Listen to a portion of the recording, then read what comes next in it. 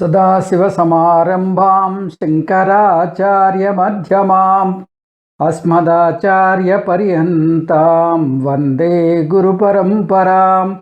हरिः ओं श्रीगुरुभ्यो नमः। हरिः ఓం. వేదాంత బోధ 3 దశల్లో సాగుతోంది. శ్రవణం, మననం, నిధిధ్యాసనం. మొట్టమొదటి అధ్యాయం శ్రవణ ప్రధానంగా ఉంది. అది ఉత్తమ అధికారికి ఉద్దేశించి చెప్పబడినది. ఈ అధ్యాయంలో గురువుని శిష్యుడు ప్రశ్నించాడు. ఆ ప్రశ్నలో చాలా గహనమైనటువంటి విషయం ఉందని తెలుసుకున్నాం. శిష్యుడు వేసినటువంటి ఆ ఉత్తమమైనటువంటి ప్రశ్నకి అదే విధంగా గురువు కూడా సమాధానం చెప్పాడు. మననం అనేది ఇప్పుడు ఈ 2వ అధ్యాయంలో మనకి రాబోతోంది. మననంలో బ్రహ్మ అనుభవం కోసం చూడకూడదు. ఎందుకంటే బ్రహ్మ అనుభవం చైతన్య రూపంలో ఎప్పుడూ కలుగుతూనే ఉంటుంది. సాక్షాత్తుగా ఒక వస్తుతః, ఒక వస్తు రూపంగా మనకి ఆ బ్రహ్మ దర్శనం అనేది సాధ్యము కాదు. 1వ అధ్యాయంలో ఆత్మ గురించి గురువుగారు వివరించారు. శ్రోత్రస్య శ్రోత్రం అన్నారు. శ్రోత్రస్య శ్రోత్రం అంటే అది చెవి కాదు, చెవికి భిన్నంగా ఉంది, చెవికి చైతన్యాన్ని ఇచ్చేది. అంటే చెవికి విలక్షణంగా ఉండి చెవికి ఆ చెవి అని అనిపించేటటువంటి ఆ వినికిడి శక్తి ఏదైతే ఉందో ఆ వినికిడి శక్తి ఇదిగో ఈ చైతన్యం వల్లే వచ్చింది. చక్షుషత్ చక్షు అని చెప్పారు. అంటే కంటికి కన్ను, కంటి యొక్క కన్ను అంటే అది కన్ను కాదు. కన్నంతా వ్యాపించి కన్నుకి ఆ చూసే శక్తిని ఆ చైతన్యమే ఇస్తోంది. మనసో మనః, మనస్సుకు మనస్సు, మనస్సు కాదది, కానీ మనస్సంతా వ్యాపించి మనస్సుని ఆలోచింపజేస్తోంది, మనస్సుని పనిచేసేలా తయారు చేస్తోంది. మనస్సు అంటూ ఉంది అంటే ఈ చైతన్యం వల్లనే. వాచోహ వాచం, వాక్కుకు వాక్కు అన్నారు. వాక్కుకు వాక్ అంటే అది వాక్కు కాదు, వాక్కంతా వ్యాపించి వాక్కుని వ్యక్తం చేసేటటువంటి ఆ తత్వమే చైతన్యము. బ్రహ్మ అంటే బృహత్తమత్వాత్ బ్రహ్మ. బ్రహ్మ అన్న ఆత్మ అన్న ఒకటే. ఆత్మ అంటే సర్వం ఆప్నోతి ఆత్మ. బ్రహ్మ లేదా ఆత్మ ఎలా ఉంది? అన్యదేవతద్విదితాత్ అథో అద్విదితాదది, అన్యదేవతద్విదితాత్ అథో అవిదితాదది అని చెప్పారు గురువుగారు. అంటే ఇది తెలిసిన వస్తువుల్లోనూ లేదు, తెలియని వస్తువుల్లోనూ లేదు. మనకి ఏదైనా ఒక వస్తువు మనం ఈ జాగ్రత్త ప్రపంచంలో చూసినట్టయితే ఆ వస్తువు ఈ 2 కేటగిరీలో ఏదో ఒక కేటగిరీలోకి వస్తుంది. తెలిసిన వస్తువు అయినా అవుతుంది, తెలియని వస్తువు అయినా అవుతుంది. ఇప్పుడు గురువుగారు ఏం చెప్తున్నారు? ఇది తెలిసిన వస్తువు కాదు, తెలియని వస్తువు కాదు. ఇది ఎలా సాధ్యమండి అంటే ఇది ఒక్క సందర్భంలో మాత్రమే సాధ్యమవుతుంది. అంటే ఇది వస్తువే కాదు. అంటే ఇది ఎప్పటికీ ప్రమేయము కాదు. తదేవ బ్రహ్మత్వం విద్ధి, అది నువ్వే ఆ బ్రహ్మవి అని చాలా సుస్పష్టంగా వేదం 5 మార్లు చెప్పింది. తదేవ బ్రహ్మత్వం, త్వం బ్రహ్మ విద్ధి, నువ్వే ఆ బ్రహ్మవి. ఆ తెలుసుకోవలసినటువంటి వస్తువు బ్రహ్మ కాదు, తెలుసుకునేటటువంటి ఈ తత్వం ఏదైతే ఉందో ఆ తత్వమే బ్రహ్మ. ఆ బ్రహ్మవు నువ్వే. అది ఎదురుగుండా ఉండేటటువంటి స్థూలమైనటువంటి వస్తువు కాదు, ప్రమేయము ఎన్నటికీ కాదు, ప్రమాత మాత్రమే. అంటే అది ఆబ్జెక్ట్ కాదు, ఎప్పటికీ subject. It is ever the subject, never the object. ఇది చాలా ముఖ్యమైనటువంటి సిద్ధాంతము. ఇది బాగా మనసులోకి హత్తుకుపోవాలి. ఆత్మ అనేది ప్రమేయ వస్తువు కాదు. స్థూలంగా మనం దర్శించేది కానీ, మనం చెవికి దొరికేటటువంటి, శ్రవణానికి అందేటటువంటి ఒక శబ్దము కానీ, ఒక రుచి కానీ, ఒక దృశ్యం కానీ కాదు. జ్ఞానేంద్రియాలకి అందుబాటులో లేదు. అశబ్దం అస్పర్శం అరూపమవ్యయం అంటారు. కాబట్టి ఇది జ్ఞానేంద్రియాలకి అగోచరమైనది. ఒకవేళ మనకి ఏదైనా అటువంటి విషయం జరుగుతోంది అంటే అది ఆత్మ కాదు. అది ఒక ప్రత్యేకమైన సిద్ధి కావచ్చు, కానీ అదైతే ఆత్మ కాదు. భగవంతుడు నాతో మాట్లాడుతున్నాడండి, ఆత్మ కాదు. నాకు జ్యోతి ఈ హృదయంలో కనిపిస్తోంది, మెడిటేషన్ చేసినప్పుడల్లా నాకు జ్యోతి దర్శనమిస్తోంది, ఆత్మ కాదు. ఈ విధంగా మీకు ఏది అనుభవంలోకి వస్తున్నా కూడా అది ఆత్మ కాదు. ఎందువల్ల ఆత్మ కాదు? ఆత్మ ఏదైతే ఈ అనుభవాల వెనకాల ఉండేటటువంటి ఆ ప్రమాత ఎవరో ఉన్నారో, ప్రమాతే ఆత్మ. అంటే మెడిటేట్ ది మెడిటేటర్ అని చెప్పారు. మెడిటేట్ ది మెడిటేటర్ అంటే ఆ మెడిటేట్ చేసేటటువంటి, ఆ ధ్యానం చేసేటటువంటి వ్యక్తే ఆ ఆత్మ. వ్యక్తి అంటే మళ్ళీ బాడీ మైండ్ సెన్స్ కాంప్లెక్స్ తీసుకోకూడదు. ఒక పదం వాడేసరికి మళ్ళీ మనకు ఒక కన్ఫ్యూషన్ వచ్చేస్తూ ఉంటుంది. వ్యక్తి అంటే ప్రమాత అనేది ఏ బాడీ మైండ్ సెన్స్ కాంప్లెక్స్ కాకుండా బాడీ మైండ్ సెన్స్ కాంప్లెక్స్ని అధిష్టానంగా ఉండేటటువంటి ఆత్మ, చైతన్య తత్వము. ఇది ప్రమాత, ఎప్పటికీ ప్రమాత, ఎప్పటికీ సబ్జెక్టే. కాబట్టి దీనికి సంబంధించినటువంటి క్రియాపదం మనం ఎలా పలకాలి అనే విషయంగా మనం స్కూల్ గ్రామర్లో మనం నేర్చుకున్నాం. ట్రాన్సిటివ్ వర్బ్, ఇంట్రాన్సిటివ్ వర్బ్ అని నేర్చుకున్నాం. ట్రాన్సిటివ్ వర్బ్ అంటే సకర్మక క్రియలు, ఇంట్రాన్సిటివ్ అంటే అకర్మక క్రియలు, కర్మ లేనటువంటి వాక్యాలు. కొన్ని కర్మ ఉండేటటువంటి వాక్యాలు ఉంటాయి, కొన్ని కర్మ లేనటువంటి వాక్యాలు ఉంటాయి. నేను చూస్తున్నాను చెప్పాను అనుకోండి, నేను చూస్తున్నాను అంటే ఏమిటి? చూసే వస్తువు ఏదో ఉంటుంది, కర్మ ఉంటుంది. అంటే ఆ చెట్టును చూస్తున్నాను, లేదా ఈ దృశ్యాన్ని చూస్తున్నాను. సో ఇది ఈ క్రియ పనికిరాదు.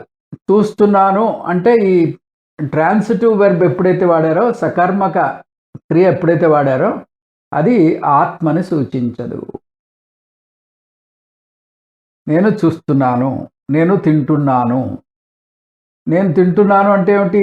ఒక పండు తింటున్నాను, లేదా ఏదో స్వీటు తింటున్నాను. ఈ విధంగా మనకి కర్మలు ఉంటాయి దాంట్లో. ఈ క్రియాపదంలో కర్మను సూచిస్తూ ఉంటుంది. నేను చేస్తాను, ఒక పని చేస్తాను, పని. ఈ విధమైనటువంటి క్రియాపదాలు వాక్యంలో కానీ ఉన్నట్టయితే అది ఆత్మని సూచించవు. అంటే ట్రాన్సిటివ్ వర్బ్ ఉన్నట్టయితే అది ఆత్మను సూచించదు. మరి ఇంట్రాన్సిటివ్ వర్బ్ ఎలా ఉంటుంది అంటే, అకర్మక పదాలు, వాక్యాలు ఎలా ఉంటాయంటే, నేను నవ్వుతున్నాను. నేను నవ్వుతున్నాను అన్నప్పుడు దాంట్లో కర్మ లేదు, అది కేవలం నాకు మట్టికే. అంటే అది దాంట్లో ఇంకా వేరే కర్మ లేదు. అటువంటి పదమే మనం అకర్మకమైనటువంటి క్రియాపదాలు మాత్రమే ఈ ఆత్మకి వాడవలసి వస్తుంది. ఎందుకంటే అది మనకి ఎదురుగుండా ఉండేటటువంటి ప్రమేయ వస్తువు కాదు. ఇది ఈ ఆత్మ గురించినటువంటి విషయం. మనకి అలాగే రెండు రకాలైనటువంటి వర్ణనలు ఉంటాయి. ఏదైనా ఒక విషయం గురించి మనం తెలుసుకోవాలంటే శాస్త్రం ఏం చేస్తుందంటే రెండు రకాలైనటువంటి వర్ణనల్ని ప్రవేశపెడుతుంది. మొదటి రకం వర్ణనని వర్ణనాత్మకం అంటారు. అంటే డిస్క్రిప్టివ్. ఇంగ్లీష్లో చెప్పాలంటే డిస్క్రిప్టివ్. ఇది ఎక్కడ వాడతారు?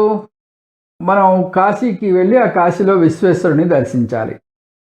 వెళ్ళే ముందు ఏం చేస్తాం? కాశీ సంబంధించిన విషయాలన్నీ గూగుల్ చేసి దానికి సంబంధించిన విషయాలన్నీ సేకరిస్తాం. ఏ గుళ్ళు ఉన్నాయి, ఏ ప్రదేశాలు అక్కడ మనం చూడాలి, ఏ ఘాట్లు ఉన్నాయి, ఇట్లా ఎక్కడెక్కడ బస చేయాలి, ఈ విషయాలన్నీ సేకరిస్తాం. సేకరించిన తర్వాత అది సేకరించి ఊరుకుంటే మనకి దానివల్ల ప్రయోజనం కలగదు. అక్కడికి ఆ ప్రదేశానికి వెళ్ళి అది సాక్షాత్తుగా మనం అనుభవంలోకి తెచ్చుకోవాలి. కాబట్టి ఇటువంటి విషయాలలో మనకి వర్ణనాత్మకమైనటువంటి వాక్యాలు బాగా పనికొస్తాయి. అంటే డిస్క్రిప్టివ్ ఎక్స్ప్లెనేషన్, దాన్ని వర్ణనాత్మకమైనటువంటి వివరణ వల్ల మనకి ఈ విషయం బోధపడుతుంది. రెండో కోవకు చెందినటువంటి విషయం ఏమిటంటే అది పరిచయాత్మకమైనటువంటి వివరణ, అంటే ఇంట్రడక్టరీ వాక్యము. ఫస్ట్ డిస్క్రిప్టివ్ ఎక్స్ప్లెనేషన్, రెండోది ఇంట్రడక్టరీ ఎక్స్ప్లెనేషన్. ఈ ఇంట్రడక్టరీ ఎక్స్ప్లెనేషన్లో నా స్వరూపం గురించి చెప్పాలనుకోండి, వేదాంతం స్వరూపం గురించి చెప్పాలి అంటే ఇంట్రడక్టరీ పదాలే వాడాలి. తప్పితే మనకి వర్ణించి ఎన్ని వాక్యాలతో వర్ణించినా అది ఎదురుగుండా వస్తువు వర్ణనే అవుతుంది తప్పితే మళ్ళీ దానికి అనుభవం కోసం వెతుక్కోవాల్సి వస్తుంది. ఎప్పుడైతే పరిచయాత్మకమైనటువంటి వివరణ చేసిందో, పరిచయాత్మకమైనటువంటి వివరణ ఎక్స్ప్లెనేషన్ చేసిందో వేదాంతం, అప్పుడు దాని గురించి వేరే మనం అనుభవంలోకి తెచ్చుకోవాల్సినటువంటి విషయం లేదు. ఎప్పుడూ అనుభవంలోకి వస్తూనే ఉంది, అనుభవంలోకి వస్తుంది, కానీ దాన్ని ఇది అని తెలుసుకోవాల్సినటువంటి విషయం లేదు. ప్రత్యేకంగా ఒక అనుభవంలోకి తెచ్చుకోవాల్సినటువంటి అవసరం లేదు. నా స్వరూప అజ్ఞానం నాకుంది, నా స్వరూపం ఏంటో నాకు తెలియట్లేదు. నేను ఇదిగో ఈ దేహము, మనస్సు, ఇంద్రియాలు అనుకుంటున్నాను, బాడీ మైండ్ సెన్స్ కాంప్లెక్స్ అనుకుంటున్నాను. కాబట్టి బాడీ మైండ్ సెన్స్ కాంప్లెక్స్ అనుకుంటున్నాను. కాబట్టి ఈ బాడీ మైండ్ సెన్స్ కాంప్లెక్స్ ఏదైతే ఉందో, ఈ బాడీ మైండ్ సెన్స్ కాంప్లెక్స్ నేను ఉపయోగించే ఒక సాధనము లాంటిది తప్పితే నేను కాదు. నేను ఆ సచ్చిదానంద పరమాత్మను, అహం బ్రహ్మ అస్మి, ఇది నా స్వరూపము అని ఆ స్వరూపం విషయం ఆ వేదాంతము గురువు మనకి తెలియజేస్తారు, పరిచయం చేస్తారు. మనకి మనం ఎవరో, మన అసలు స్వరూపం ఏమిటో పరిచయం చేస్తారు. కాబట్టి పరిచయాత్మకమైనటువంటి వివరణ ఇది, వర్ణనాత్మకమైనటువంటి వివరణ కాదు. పరిచయాత్మకమైన వివరణ ఎవరి గురించి పరిచయం? నా గురించి పరిచయం. వేదాంతం ఎవరి గురించి పరిచయం చేస్తుంది? నా గురించే పరిచయం చేస్తుంది. కాబట్టి నేను ప్రత్యేకంగా ఒక చోటకు పోయి అది అనుభవించవలసినటువంటి విషయం కాదు. అది నిత్య అనుభవం. నాకు నిత్యం నేను ఉన్నాను నాకు తెలుస్తోంది. అది కొత్తగా నేను ఒక అనుభవాన్ని తెచ్చుకునేటటువంటి విషయం కాదు. సాక్షాత్తుగా అనుభవంలోకి వస్తూనే ఉంది. కాకపోతే అజ్ఞానం వల్ల తెలుసుకోలేకపోతున్నాను. ఎప్పుడైతే ఈ విషయం నాకు బోధపడిందో అప్పుడు ఇంకా ఆ అజ్ఞానం పోయి నా స్వరూప అనుసంధానం జరుగుతుంది. పూజ్యస్వామీజీ తరచూ ఒక ఎక్స్పీరియన్స్ చెప్తూ ఉంటారు. ఆయన నిజ జీవితంలో జరిగినటువంటి ఒక ఎక్స్పీరియన్స్ చెప్తూ ఉంటారు. ఆయన ఒకసారి అమెరికా నుంచి బయలుదేరి ఢిల్లీ వరకు ఫ్లైట్లో వస్తున్నారు. ఫ్లైట్లో వస్తుంటే ఆయన పక్కనే ఒక ఫారినర్ ఒక ఆయన కూర్చున్నట్ట, ఆయన నెక్స్ట్ సీట్లో. చాలా హెవీగా ఉన్నట్ట. ఆయన మొత్తం బరువంతా స్వామీజీ మీద వేసేస్తున్నట్ట. స్వామీజీ మీద వేసేసి స్వామీజీని బాగా నొక్కేస్తున్నాడు, ఆయన బరువంతా వేసేసి. సరే, ఈయన స్వామీజీలో ఉన్నాడని ఇంక ఇండియా దగ్గర పడుతుంటే, ఆర్ యు స్వామి అన్నట్ట. ఎస్ ఐఎమ్ స్వామి అంటే, వేర్ ఆర్ యు గోయింగ్ అంటే, నేను ఇలాగా రిషికేశ్ వెళ్తున్నాను. ఓ, నేను కూడా రిషికేశ్ వెళ్తున్నానని చెప్పాట ఫారినరు. అని, నేను ఒక స్వామీజీని కలవాలి, కెన్ యూ హెల్ప్ మీ అంటే, ఓ షూర్, మీకు you tell me where he's అంటే, ఒక కాగితం తీసి తన వ్యాలెట్లోంచి ఆ కాగితం చూపించాడు. కాగితం చూపిస్తే ఆ కాగితం మీద ఉంది దయానంద సరస్వతి. ఇప్పుడు స్వామీజీ ఏం చెప్పాలి? స్వామీజీ అది, ఆ స్వామీజీ దయానంద సరస్వతి పురాణి జడి అని ఇట్లా మొత్తం అడ్రస్ అంతా ఉంది. సరే, ఆ స్వామీజీ ఇప్పుడు ఏం చెప్తారంటే అతనికి అనుభవంలోకి వస్తున్నాడు ఈయన స్వామీజీ, కానీ ఈయనే అని తెలియదు. ఈ బరువంతా మోపేసి మొత్తం ఆయన్ని సాక్షాత్తుగా ఈజ్ ఎక్స్పీరియన్సింగ్. కానీ ఏ స్వామీజీ కోసం వెతుకుతున్నాడో ఆ స్వామీజీ ఈయనే అనేటటువంటి విషయం ఆయనకి తెలియదు. తెలియడమే తరువాత ఇంక వేరే స్పెషల్ ఎక్స్పీరియన్స్ ఏమీ అక్కర్లేదు. ఆ విధంగా మనకి ఆత్మ గురించిన ఈ ప్రస్తావన ఎట్లా ఉంటుందంటే మిమ్మల్ని మీకు పరిచయం చేయడం అనేటటువంటి విషయం. ఇది మీకు ప్రత్యేకంగా ఒక స్థూల వస్తువుగా మీకు దర్శనమిచ్చేది కాదు, మీకు అనుభవంలోకి వచ్చేది కాదు అని విదితాత్ అథో అవిదితాదధి అని ఒక చాలా నిగూఢమైనటువంటి ఒక పదాన్ని వాడాడు. తెలిసిన వస్తువు కాదు, తెలియని వస్తువు కాదు అనేటటువంటి ఒక శిలాశాస్త్రమైనటువంటి ఒక పదాన్ని వాడి, ఒక వాక్యాన్ని వాడి, ఆ గురువు ఇప్పుడు శిష్యుడికి ఎంతవరకు ఇది అర్థమైందో తెలుసుకోవాలనేటటువంటి కుతూహలంతో ప్రశ్న వేస్తున్నాడు. ప్రశ్న వేసినప్పుడు ఆ శిష్యుడు కూడా అంత సామర్థ్యం కలిగిన వాడే కాబట్టి అతను ఫ్లయింగ్ కలర్స్లో ఉత్తీర్ణుడు అయిపోతాడు. అయిపోయి సింహవత్ జగర్జ అన్నారు శంకరాచార్యుల వారి భాష్యంలో. ఒక సింహంలాగా గర్జించాట ఆన్సర్ చెప్పడానికి. చాలా ఉత్సాహంగా, గర్జించడం అంటే అహంకారంతో కాదు, చాలా ఉత్సాహంగా అతను ఆన్సర్ చెప్పాడు అన్నట్టుగా మనకి ఆ శంకర భగవత్పాదులు చెప్తారు. ఆ ప్రశ్న ఏమిటో చూద్దాం, ఆ సమాధానం ఏమిటో చూద్దాం. ఈ ప్రశ్న చూసే ముందు ఈ గురువుగారు ఏమంటారు, ఇది నీకు అర్థమైందా, ఇప్పుడు నేను చెప్పింది నీకు అర్థమైందా అని అడుగుతారు. అర్థమైంది అని చెప్పాడు అనుకోండి శిష్యుడు, అర్థమైంది అని చెప్తే ఏమవుతుంది, తెలిసిన వస్తువులోకి వచ్చేస్తుంది విషయం. శాస్త్రం ఏం చెప్తోంది, తెలిసిన వస్తువుల్లోనూ లేదు, తెలియని వస్తువులోనూ లేదు. అంటే నీకు తెలియలేదు. నాకు తెలిసింది అని చెప్పావా, ఏమైంది అంటే నువ్వు తెలిసిన వస్తువుల్లో ఈ ఆత్మని పెట్టావు కాబట్టి ఇది నీకు అర్థం కాలేదు. ఏం చెప్పారు, విదితాత్ అథో అవిదితాదది, ఇది తెలిసిన వస్తువు కాదు, తెలియని వస్తువు కాదు అన్నారు. కాబట్టి నాకు తెలుసు అనడానికి లేదు. పోనీ తెలియదా, తెలియలేదు అని చెప్పాడు అనుకోండి, తెలియని వస్తువు లిస్టులోకి వెళ్ళిపోయింది. తెలియదు అంటే తెలియని వస్తువు లిస్టులోకి వెళ్ళిపోతుంది. అప్పుడు కూడా ఆత్మ గురించి నీకు తెలియలేదు. కాబట్టి తెలిసింది అన్న సమస్య, తెలియదు అన్నా కూడా సమస్య. పోనీ ఏం మాట్లాడకుండా అలా నోరు మూసి కూర్చున్నాడు అనుకోండి, అప్పుడు మళ్ళీ తెలుసుండి ఇది చెప్పకపోతే అది కొంచెం గర్వం ప్రకటించినట్టు, దర్పం ప్రకటించినట్టుగా ఉంటుంది. ఆ శిష్యుడు ఆ గురువు ముందు దర్పాన్ని ప్రకటించకూడదు, వినయాన్ని చూపించాలి. తెలిస్తే తెలిసిందని చెప్పాలి, తెలియకపోతే తెలియదని చెప్పాలి. ఇప్పుడు ఎలా సాల్వ్ చేస్తాడు? ఈ శిష్యుడికి చాలా జటిలమైనటువంటి ఒక సమస్యని ఏర్పరుస్తూ ఈ గురువుగారు ప్రశ్నిస్తున్నారు. దీన్ని శిష్యుడు ఎట్లాగా సాల్వ్ చేసి బయటపడతాడో చూడండి. మీకు అర్థమైంది? అది తెలిసిన వస్తువు కాదు, తెలియని వస్తువు కాదు. అంటే నాకు తెలుసు అంటే తెలిసిన వస్తువులోకి వస్తుంది, తెలియదు అంటే తెలియని వస్తువులోకి వస్తుంది. ఎటు చెప్పడానికి వీలు కాని పరిస్థితి. మంత్రం 1 చూద్దామండి.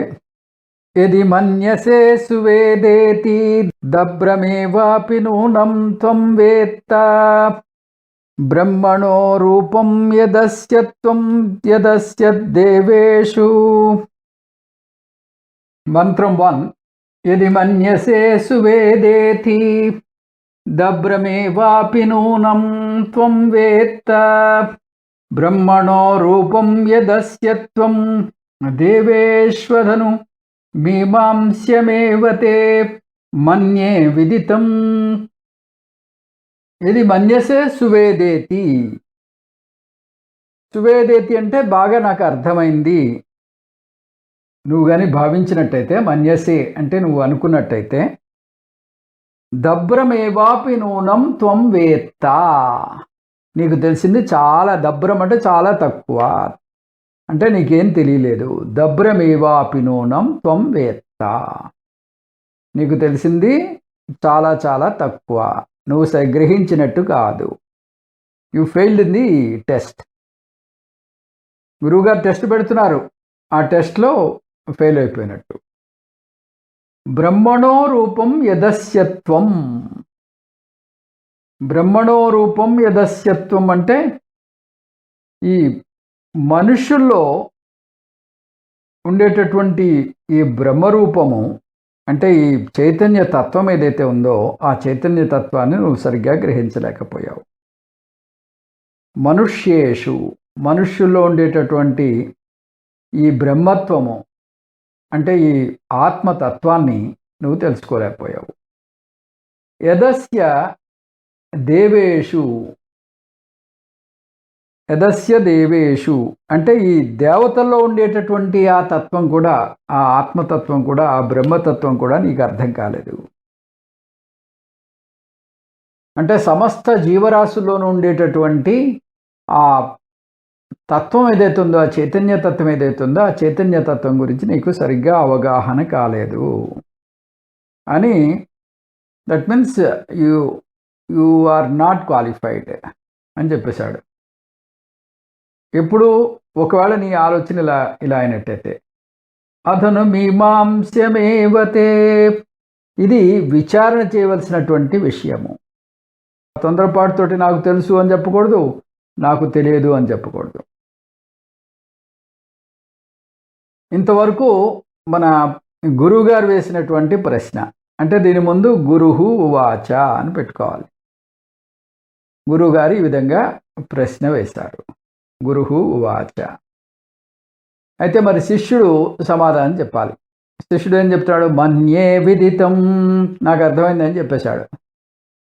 మన్యే విదితం అంటే ఇప్పుడు ఏమైపోయింది? మన్యే విదితం అంటే నాకు అర్థమైంది అని చెప్పావా, నీకు అర్థం కానట్టే అని చెప్పాడు కదా. ఇది మన్యసే సువేదేతి దభ్రమేవాపి నూనం త్వం వేత్త అని చెప్పాడు. నువ్వు ఒకవేళ నాకు తెలుసు అని చెప్పావా, ఇది తెలిసిన వస్తువులో పడిపోయింది కాబట్టి నీకు ఆ బ్రహ్మ గురించి తెలియదు అని ముందే గురువుగారు డిక్లేర్ చేశారు.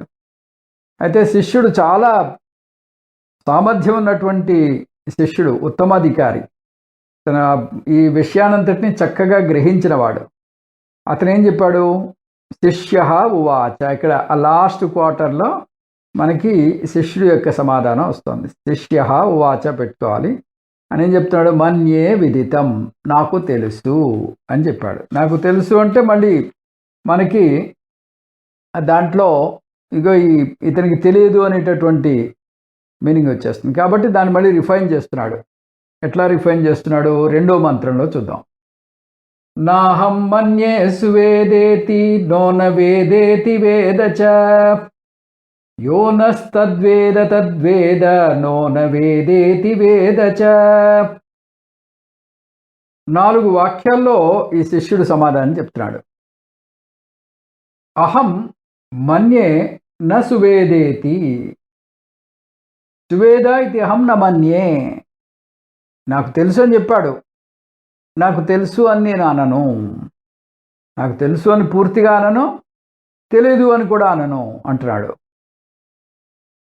నాకు తెలుసు అన్ను, తెలియదు అన్ను అంటే ఇది ప్రమేయ వస్తువు కాదు. తెలుసు అన్ను, తెలియదు అన్న అంటే ఏమిటి? ఇది సాక్షాత్తు నేనే. I'm ever the subject. నాకు నేనెవరో తెలుస్తున్నాను. నేను నా ఆత్మతత్వం నాకే తెలుస్తుంది తప్పితే ఎదుటివాడికి తెలియదు. కాబట్టి నేనున్నాను అనేటటువంటి ఆ సత్ అంశ ఏదైతే ఉందో సత్ అంశ నాకు అనుక్షణం జ్యోతం. అట్లాగే చైతన్యం, నాలో ఉండే చైతన్యం నాకు తెలుస్తోంది. నా ఆలోచనలు నాకు తెలుస్తున్నాయి, నా కదలికలు నాకు తెలుస్తున్నాయి. ఈ విధంగా చైతన్యం చిద్రూపంలోనూ సద్రూపంలోనూ నాలో అది ఉంది, ఈ జడ వస్తువులో అది ఉంది అనే విషయాన్ని నేను గ్రహిస్తున్నాను. కాబట్టి నాకు తెలుస్తోంది కాబట్టి ఇది ఎదుటివాడికి కొన్ని విషయాల్లో బోధపడుతుంది కానీ అన్ని వేళలా తెలియదు. నేను నిద్రపోతుంటే నా కలలు అవి చైతన్య తత్వం వల్ల ఏర్పడుతుంటాయి. అది ఎదుటివాడికి తెలియదు. సుషుప్తి నాకే అనుభవంలోకి వస్తూ ఉంటుంది. కాబట్టి ఈ చైతన్యం చేసేటటువంటి ఈ కార్యకలాపం అంతా కూడా నాకు తెలుస్తోంది. నాకు తెలుస్తుంది కాబట్టి I'm ever the subject never the object. అహం సువేద ఇది న మన్యే, బాగా తెలుసు అని నేను అనటం లేదు. నవేద ఇది నో మన్యే, అలా అని చెప్పేసి అర్థం కాలేదు అని కూడా అన్నాం. అర్థమైంది అని అంటలేదు, అర్థం కాలేదు అని అంటలేదు. ఎందువల్ల ఇలాంటి పదాలు వాడుతున్నాడు? ఇది తెలిసిన, అర్థమైంది అంటే తెలిసిన వస్తువులో పడిపోయింది, అర్థం కాలేదు అంటే తెలియని వస్తువులో పడిపోతుంది. ఐఎమ్ ఎవర్ ది సబ్జెక్ట్ అని చెప్పడానికి నాకు తెలుసు అని చెప్పను, తెలియదు అని కూడా అనటలేదు. ఇతి వేదచ న వేదచ.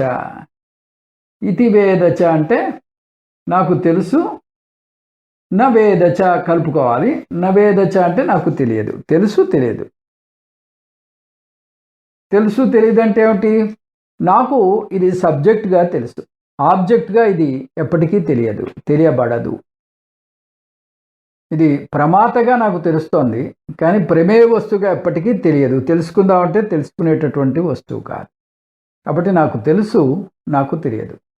ఆత్మ ఎప్పటికీ ప్రమాత, నేనే అది. ప్రమేయ వస్తువు కాదు, నాతో చూడబడేటటువంటి, అనుభవించబడేటటువంటి వస్తువు కాదు. నాకు తెలుసు, నాకు తెలియదు. ఇక్కడ 4 వాక్యాలు వాడాడు. ఆ 4 వాక్యాలు ఏమిటి? నాకు బ్రహ్మ తెలుసు అనను, నాకు బ్రహ్మ తెలియదు అనను, నాకు తెలుసు, నాకు తెలియదు.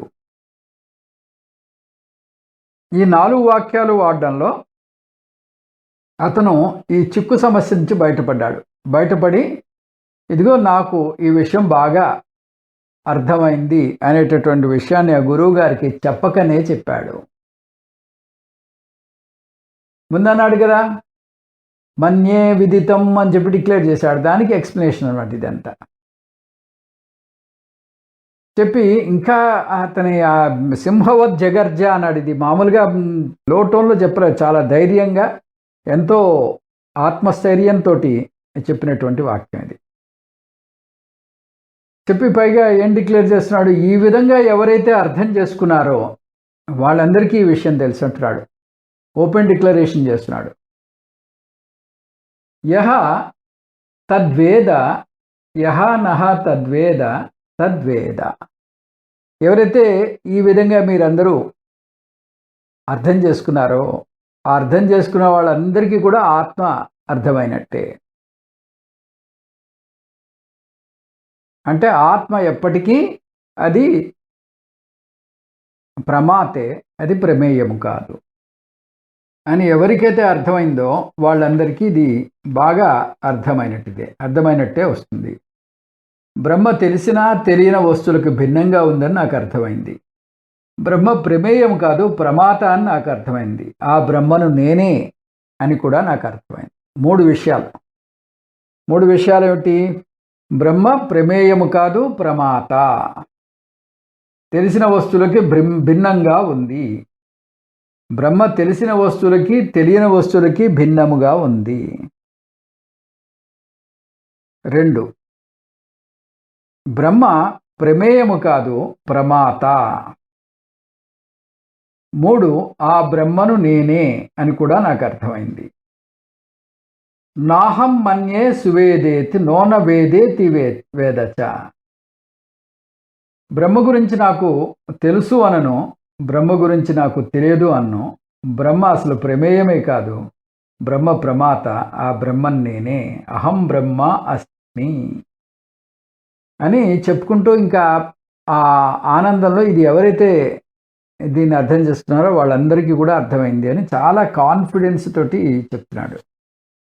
ఈ సీన్ చూసేసరికి ఉపనిషత్తు జలధరించిందిట. అంటే ఇది మధ్య మధ్యలో ఉపనిషత్తు మాట్లాడుతూ ఉంటుంది. కొన్ని ఇటువంటి ఘట్టాలు చాలా ఉపనిషత్తులు వస్తుంటాయి. తైత్రీయంలో వచ్చింది, దీంట్లో కూడా వస్తుంది. ఇక్కడ ఏంటంటే ఈ గురు శిష్యుల యొక్క సంవాదన చూసి, గురు శిష్యుల యొక్క ఈ సంవాదం చూసి ఆ ఉపనిషత్తే వా అని చెప్పి వితనా అంటారు కదా, అట్లాగా ఇది చాలా సంతోషించి తన హర్షాన్ని ప్రకటిస్తూ మళ్ళీ ఆ ఉపనిషత్తు తనంతట తానుగా ఈ సందర్భాన్ని పొగుడుతూ ఈ పదాల గారడీతోటి ఇదంతా పదాల గారడీతోటి వచ్చింది కదా, అదే పదాల గారడీతోటి ఆ ఉపనిషత్తు దీన్ని కొనసాగిస్తుంది.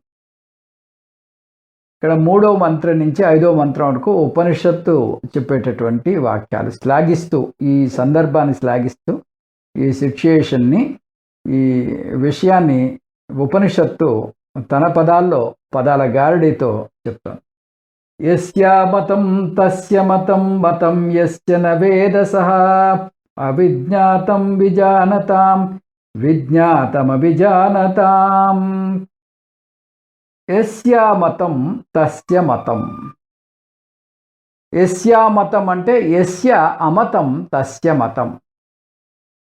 ఎవరికైతే ఈ వేదము అర్థం కాలేదో వాళ్ళకే అర్థమైంది అంటుంది. యస్య అమతం తస్య మతం. ఎవరైతే నాకు అర్థం కాలేదంటున్నారో వాళ్ళకి ఇది అర్థమైంది. మతం యస్య న వేదసః. ఎవరైతే తెలుసు అంటున్నారో వాళ్ళకి ఇది అర్థం కాలేదు. అవిజ్ఞాతం విజానతాం. అర్థం కాలేదు అని చెప్తే దాన్ని మళ్ళీ అదే పదాన్ని మళ్ళీ పదాల కూర్పుతోటి గారడీతోటి మళ్ళీ చెప్తాను. అవిజ్ఞాతం విజానతాం విజ్ఞాతం అవిజానతాం. అవిజ్ఞాతం అంటే తెలియలేదు, తెలియకుండా ఉంటే తెలిసినట్టు. విజ్ఞాతం అంటే తెలుసుకుంటే, తెలియబడితే అది తెలిసినట్టు కాదు. యస్య మతం తస్య మతం మతం యస్య న వేదసః అవిజ్ఞాతం విజానతాం విజ్ఞాతం అభిజానతాం. ఇంతకుముందు శిష్యుడు ఏమన్నాడు? నాహం మన్యే సువేదేతి నోన వేదేతి వేదచ. నాకు బ్రహ్మ తెలుసు అనను, నాకు బ్రహ్మ తెలియదు అనను, నాకు తెలుసు, నాకు తెలియదు. అతను పదప్రయోగాలు చేశాడో ఉపనిషత్తు కూడా అలాగే అంటోంది. బ్రహ్మ ఎవరికి తెలియదో వారికి తెలుసు, బ్రహ్మ ఎవరికి తెలుసో వారికి తెలియదు, తెలిసిన వారికి తెలియదు, తెలియని వారికి తెలుసు. ఈ తెలిసిన వారికి తెలియదు, తెలియని వారికి తెలుసు అంటే మనకి ఒక విధమైనటువంటి కన్ఫ్యూజన్ వస్తుంది. ఎట్లా అంటే, మనం ఆ నల్లగండ రోడ్డు మీదకి వెళ్ళి ఎవరైనా రోడ్డు మీద వెళ్తున్న వాడిని ఆపి, అయ్యా మీకు బ్రహ్మ గురించి తెలుసా అని ప్రశ్నించాం అనుకోండి. బ్రహ్మ అంటే నాకు తెలియదు అని అతను చెప్తే మనం ఏమర్థం చేసుకుంటాం ఈ మంత్రం బట్టి? ఆహా, అయితే మీకు బ్రహ్మ గురించి తెలుసు అన్నమాట. ఇది ఈ మంత్రం యొక్క ఉద్దేశం కాదు. ఈ మంత్రం యొక్క ఉద్దేశం అంటే తెలుసు అంటే ఎట్లా తెలుసు? నాకు ఈ బ్రహ్మ ఒక వస్తుతః నాకు ఒక రూపంతో తెలుసు అంటే నీకు బ్రహ్మ గురించి సగుణంగా మనం చేసేటటువంటి ఈ ఆరాధన అంతా ఏదైతే ఉందో అది ఆత్యంతికమైనటువంటి బ్రహ్మస్వరూపము కాదు. మనం అనేక రకాలైనటువంటి ఆకారాలతోటి, అనేక రకాలైనటువంటి నామాలతోటి ఈ దైవాన్ని పూజిస్తూ ఉంటాం. మనకి తెలిసినటువంటి ఆ బ్రహ్మ అసలు సిసలైనటువంటి బ్రహ్మ కాదు. యస్య మతం తస్య అమతం. నీకు తెలిసినటువంటి ఈ సాకారమైనటువంటి పరమాత్మ అసలైనటువంటి పరమాత్మతత్వం కాదు, తెలిసినట్టు కాదు. యస్య అమతం తస్య మతం. అయితే ఆ నిర్వికారమైనటువంటి, నిరాకారమైనటువంటి ఆ పరమాత్మ తత్వాన్ని అర్థం చేసుకోవడం చాలా కష్టం.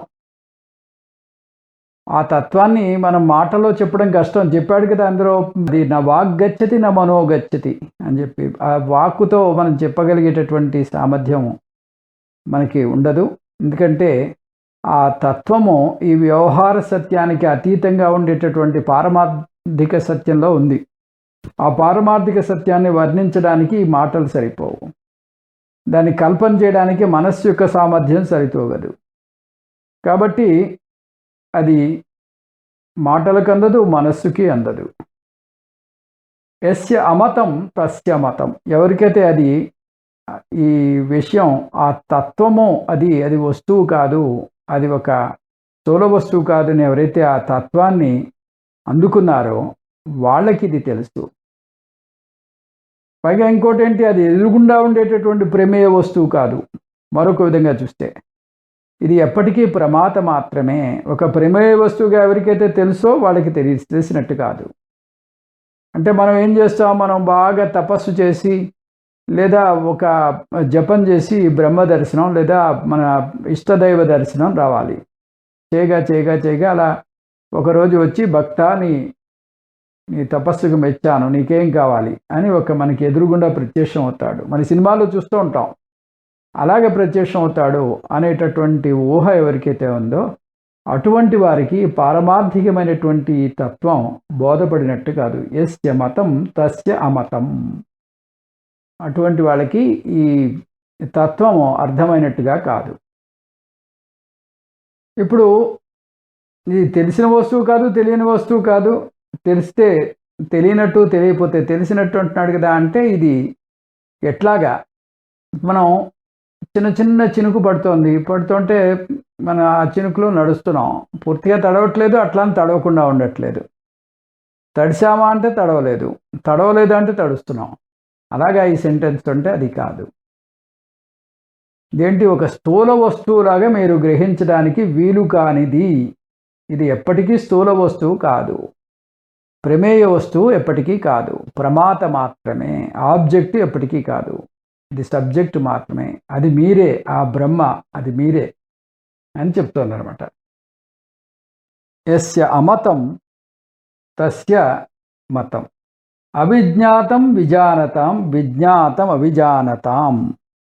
అవిజ్ఞాతం విజానతాం, విజ్ఞాతం అవిజానతాం. బ్రహ్మ తెలిసిన వ్యక్తికి తెలియదు, అంటే ఆబ్జెక్ట్గా తెలియదు. విజ్ఞాతం అవిజానతాం. బ్రహ్మ సబ్జెక్ట్గా తెలియని అజ్ఞాని బ్రహ్మను ఆబ్జెక్ట్గా భావిస్తాడు. కాబట్టి ఈ బ్రహ్మ గురించి మనం తెలుసుకోవాలి అంటే అది కేవలం నేనే ఆ బ్రహ్మని, నేనే అంటే ఆ తత్వపరంగా నేనే అని తెలుసుకోవాలి. కాబట్టి ఇక్కడ ఏ విభూతులు మనకు వచ్చినా కూడా ఆ విభూతులన్నీ సిద్ధులు తప్పితే అవి ఆత్యంతికమైనటువంటి బ్రహ్మని మనకి సూచించవు. నేతి నేతి అంటే ఇది కాదు, ఇది కాదు, ఇది కాదని మనం ఈ అనాత్మని విడదీసి ఆత్మని మనం స్వీకరించాలి. ఆత్మని స్వీకరించడం అంటే ఈ బాడీ మైండ్ సెన్స్ కాంప్లెక్స్ కూడా నాకు తెలుస్తోంది, అంటే దేహేంద్రియ మనోబుద్ధులు నాకు అనుభవంలోకి వస్తున్నాయి. కాబట్టి ఇది ఈ దేహము మనస్సు బుద్ధి నేను కాదు. మరి అయితే నేను శూన్యాన్ని, అంటే శూన్యాన్ని కూడా చూసేటటువంటి ఆ ఆత్మ సాక్షి ఏదైతే ఉందో ఆత్మ సాక్షే నేను అని ఇక్కడ మనకి ఈ బోధ ముగుస్తుంది. సో దీంతో మనకి ఈ ఉపనిషత్తు చెప్పేటటువంటి ఒక ముఖ్యమైనటువంటి ఈ పదాల గారడి ముగిసింది. తర్వాత 4వ మంత్రం చాలా ముఖ్యమైనటువంటి మంత్రం. ఆ 4వ మంత్రం తరచూ మనం ఈ ఉపనిషత్తుల్లోనూ తదితరమైనటువంటి గ్రంథాల్లోనూ దీన్ని ప్రస్తావన చేస్తూ ఉంటారు. అదేదో చూద్దాం. ఇది ఉపనిషత్తే చెప్పినటువంటి వాక్యము. ప్రతిబోధ విదితం మతం అమృతత్వం హి విందతే, ఆత్మనా విందతే వీర్యం, విద్యయా విందతే అమృతం.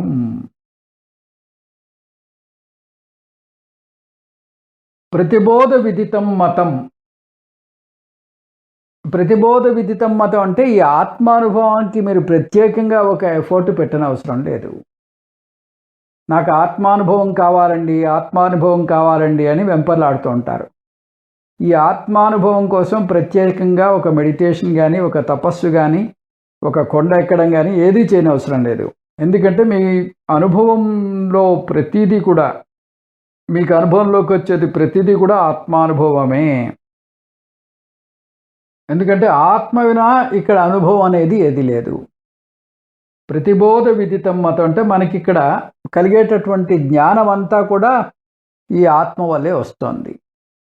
ఈ జ్ఞానం ఎట్లా ఉంటుంది, ఆలోచన ప్లస్ చైతన్యము. చైతన్యం దాంతో తోడుగా లేకపోతే మనకి ఆలోచనలు నడవు. కాబట్టి ప్రతి ఆలోచన వెనకాల ఈ ఆత్మతత్వం ఉన్నది. అంటే ఈ మిక్చరు ఆలోచన ప్లస్ చైతన్యము, ఆలోచన ప్లస్ చైతన్యము. ఈ ఆలోచనలు మనకి కదులుతుంటే ఈ మారే ఆలోచనల వెనకాల మారని చైతన్యం ఉన్నది. ఈ మారని చైతన్యం వల్లే ఈ ఆలోచనలని మనలో కలుగుతున్నాయి. కాబట్టి మన ప్రతి ఆలోచన వెనకాల ఈ ఆత్మతత్వం మనకు కనిపిస్తుంది. ప్రతి చేష్ట వెనకాల మనకి ఆత్మతత్వం కనిపిస్తుంది. ఈ విధంగా మనకి అనుభవాలన్నీ కూడా మనకి ఆత్మతత్వాన్ని మనకి ప్రదర్శన చేస్తున్నాయి. ఆత్మతత్వం గురించి మనం తెలుసుకోవాలంటే ప్రతి ఆలోచన, ప్రతి వ్యవహారము కూడా మనకి ఆత్మతత్వాన్ని మనకి తెలియజేస్తూ ఉంటాయి అని ప్రతిబోధ విదితం మతం.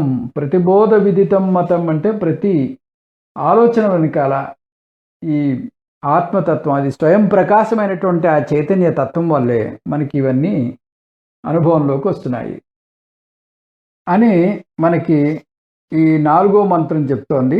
అంటే దీనివల్ల మనకి ఇక్కడ జరిగేటటువంటి సమస్త అనుభవాలు కూడా ఈ ఆత్మ వల్లే వస్తుంది. ఆత్మానుభవం అంటే మనకి ఏ అనుభవం కలిగినా కూడా అది ఆత్మానుభవం కిందే తీసుకోవచ్చు. అంటే ప్రతిబింబ చైతన్యము, ప్రతిబింబ చైతన్యం వల్ల మనం మాట్లాడగలుగుతున్నాం, మనం ఆలోచించగలుగుతున్నాం, మనం మన యొక్క వ్యవహారాన్ని అంతా చేస్తున్నాం. కాబట్టి ఈ ప్రతిబింబ చైతన్యమే ఆత్మానుభవము పరోక్షంగా.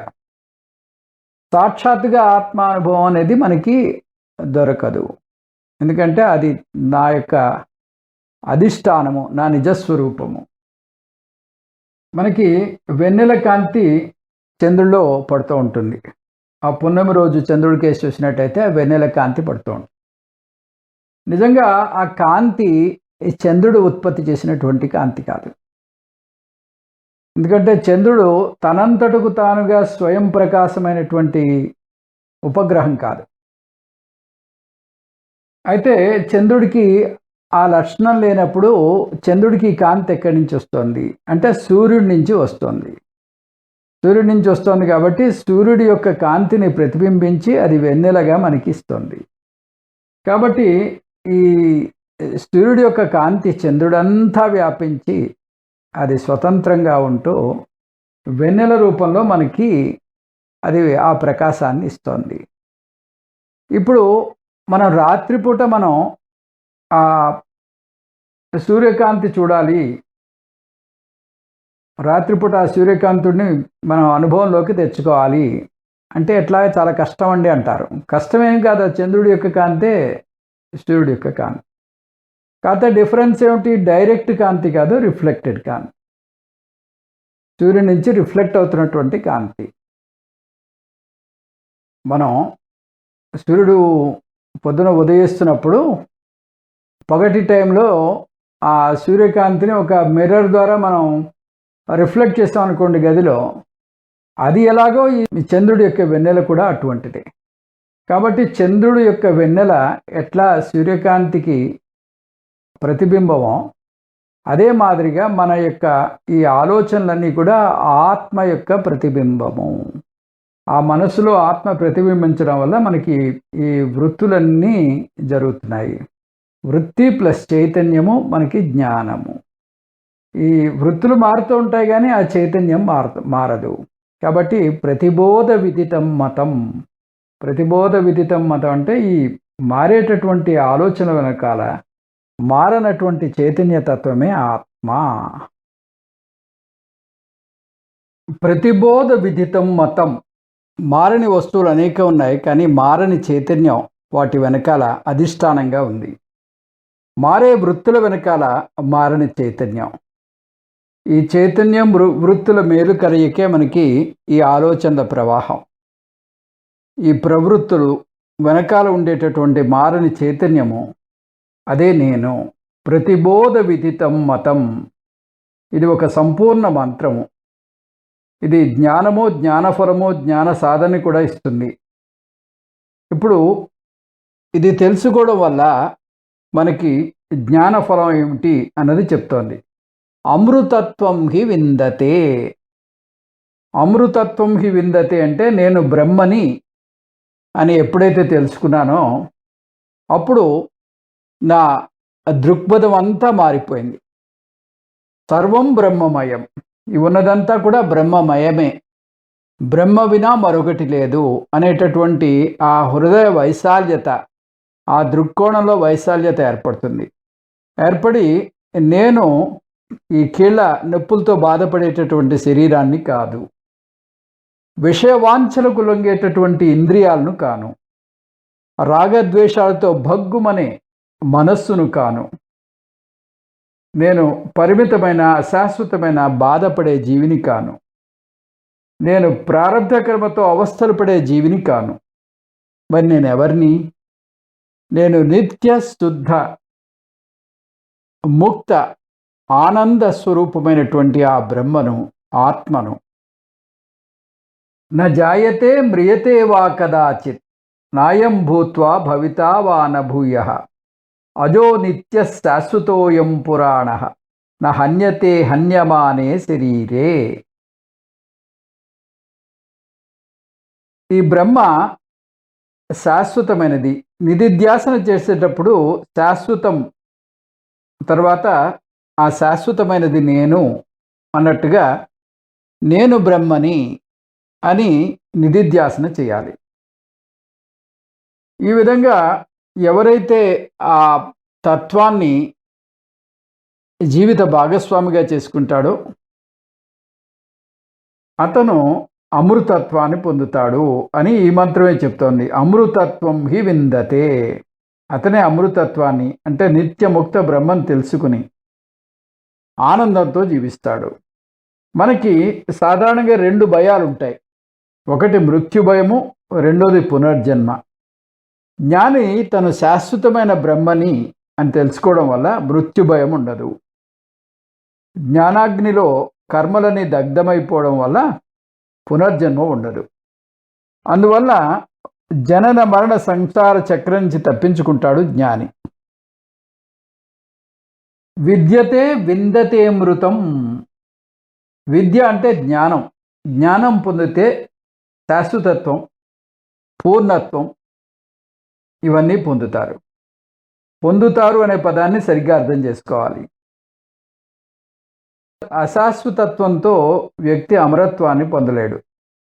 అశాశ్వతత్వాన్ని అమరత్వాన్ని కలిపే దారి లేదు. ఇది అద్వైతంలో ప్రాథమిక సూత్రం. దీన్ని సరిగ్గా అర్థం చేసుకుంటే అశాశ్వత వ్యక్తి ఎన్నటికీ అమరుడు కాలేడు. అమరుడు ఎన్నటికీ సాధన చేయని అవసరం లేదు. అంటే ఏమిటి?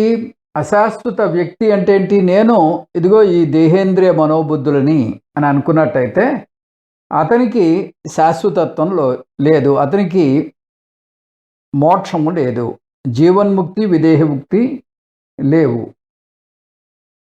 ఎవరైతే ఈ ఆత్మని నేను అని ఆ ఆత్మనిష్టలో ఉన్నాడో అతను అమరుడు. ఆ అమరుడికి, ఆత్మనిష్టాపరుడికి ఇంకా వేరే సాధన లేదు. ఇది ఈ బోధలో ఉండేటటువంటి ముఖ్య అంశము. ఇంతటితోటి మనకి బోధ ముగిసింది. ఇప్పుడు దీని యొక్క గొప్పతనాన్ని గురించి ఉపనిషత్తే మళ్ళీ శ్లాఘిస్తాను. ఇహ చేత్ అవేది అత సత్యమస్తి నచేదిహ వేది మహతీ వినష్టి. ఇక్కడ ఈ మనుష్యత్వము అంటే మనుష్య జన్మ చాలా చాలా అరుదు, మనుష్య జన్మ ఎత్తడమే చాలా దుర్లభం అని శాస్త్రం చెప్తూ ఉంటుంది. మనకి వివేక చూడమంలో వచ్చింది, దుర్లభం త్రయమేవైతత్ దేవానుగ్రహ హేతుకం మనుష్యత్వం ముముక్షుత్వం మహాపురుష సంశ్రయం. 84 లక్షల జీవరాశుల్లో మనిషి జన్మ ఒకటి. అంటే ఎంత అరుదో మనం ఊహించుకోవచ్చు.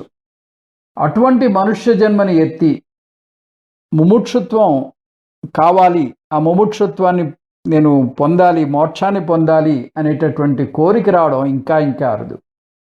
కాబట్టి కేవలం మనుష్య జన్మ ఎత్తినంత మాత్రాన్ని సరిపోదు, ఆ ముముక్షుత్వం కూడా ఉండాలి. మనుష్యత్వం ఉండాలి, ముముక్షుత్వం ఉండాలి, దైవ అనుగ్రహం ఉండాలి, తర్వాత మహాపురుషుల యొక్క సంశ్రయం ఉండాలి. ఇవన్నీ ఉన్నట్టయితే తప్పనిసరిగా అతనికి మోక్షం వస్తుంది అని మనకి ఈ వివేక చూడమణిలో వచ్చింది. ఇక్కడ ఇహచేత్ అవేదీత్ అంటే ఈ జన్మలో మీరు జ్ఞానాన్ని పొందితే, అంటే మనుషులుగా ఉన్నప్పుడే మీరు జ్ఞానాన్ని పొందినట్టయితే అత సత్యమస్తి, అప్పుడు మీ జన్మ సార్థకమవుతుంది. మనుష్య జన్మ ఎత్తగానే మనం ఇగో ఈ సుఖాలు ఈ భోగాలు అనుభవించాలనేటటువంటి ఆ దృక్కోణంలో మన జీవితం అంతా పూర్తిగా వ్యయం చేసేస్తూ ఉంటాం. వ్యయం చేసిన తర్వాత చేతులు కాలేక ఆకులు పట్టుకుని లాభం అంటారు. లాభం ఏమిటి అన్నట్టుగా మనకి వార్ధక్యం వచ్చిన తర్వాత అప్పుడు మనకి అయ్యో తప్పు చేసామని బాధ వస్తుంది. అందుకని మనకి బాగా ఓపిక ఉన్నప్పుడే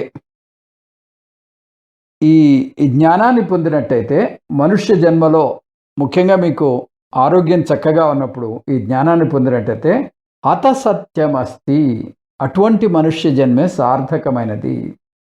ఆ మనుష్య జన్మ వల్ల ఈ జ్ఞానాన్ని పొంది ఆ జ్ఞాన నిష్టలో ఎప్పుడైతే ఉన్నాడో అతనికి పొందవలసినటువంటి ఆత్యంతికమైనటువంటి ఆనందం దొరుకుతుంది. నచేదిహవేది, ఒకవేళ దీనికి వ్యతిరేకంగా అతను కానీ ఈ ఆనందాన్ని పొందకుండా, నచేదిహవేది అంటే ఒకవేళ ఆ మనుష్య జన్మను వినియోగించుకోకపోతే మహతీ వినష్టి. మహతీ వినష్టి అంటే అతను చాలా నష్టపోతాడు. ఎంత నష్టమో, అతని అనంతమైనటువంటి బ్రహ్మం తెలుసుకోలేకపోతున్నాడు కాబట్టి ఆ నష్టం కూడా అనంతమైనదే. వేదాంత విచారణ చేయాలి. వేదాంత విచారణ అంటే ఏమిటి? ఉపనిషత్తు మనకి చెప్తున్నటువంటి అహం బ్రహ్మ అస్మి అనేటటువంటి ఆ సత్యనిష్టలో ఉండాలి. భూతేషు భూతేషు విచిత్య అంటున్నాడు. అన్ని జీవరాశుల్లోనూ ఉన్న చైతన్యం ఒక్కటే అని తెలుసుకోవాలి. విచిత్య అంటే వివేకం చూపించు. ఎటువంటి వివేకం చూపించాలి? కేవలం నీలోనే కాదు, అందరిలోనూ కూడా ఇదే చైతన్యం ఉన్నది. కాబట్టి సర్వత్ర సమదర్శనంతో వెలుగు. ఇప్పుడు ఆ సినిమాలో మనకి తెర ఎప్పుడు కనిపిస్తోంది అంటే ఇంటర్వెల్లో కనిపిస్తోంది అనకూడదు. సినిమా చూస్తున్నంతసేపు తెర ఉంది. నిజానికి ఆ తెర మీదే సినిమా అంతా కూడా నడుస్తుంది. అదే మాదిరిగా మనం ఈ వ్యవహార సత్యంలో ఉంటూ కూడా భగవంతుడు ఎక్కడున్నాడండి అంటే ఎక్కడ లేడు, అన్ని అనుభవాల్లోనూ ఆ భగవంతుడు ఉన్నాడు అని ఆ భగవద్ దర్శనాన్ని అనుక్షణం ఆస్వాదిస్తూ ఆనందంగా జీవించడం నేర్చుకోవాలి.